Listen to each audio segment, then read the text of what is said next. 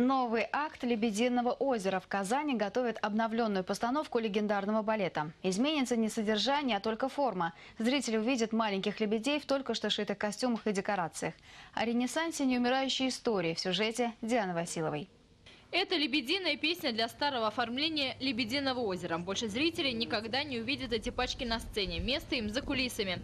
Их отправляют на действительно заслуженный отдых. Они блистали больше сотни раз перед зрителями России и всей Европы. И через 8 лет потребовали обновления состава. Приблизительно от 10 до 12 метров в круговой по солнцу выкраиваются эти валаны.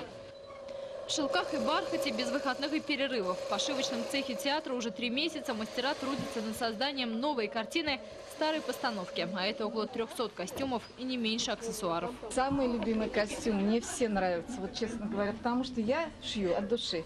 Вот это вот, например, здесь больше приходится вышивать, а здесь шикарная отделка. Эти эскизы эксклюзивно для театра сотворили киевские художники Андрей Злобин и Анна Ипатьева. До этого Игорь Гриневич создавал настроение для зрителей и артистов балета. Новый гардероб подарил вдохновение и танцовщикам. Оценить старания закройщиков, костюмеров, художников казанские зрители смогут уже на следующей неделе. Это станет внеочередной премьерой театра. А пока на сцене здесь меняют декорации. Они тоже обновятся. Это одна из счастливых балетных историй. Здесь всегда аншлаг. Порой зрителей не столько привлекают премьеры, сколько давно хорошо знакомое «Лебединое озеро». Постановка не сходит с казанских афиш с 1956 года.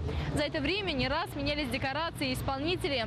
Неизменно одно – любовь ценителей искусства. Так что «Лебединая песня» в классической биографии постановки не предусмотрена.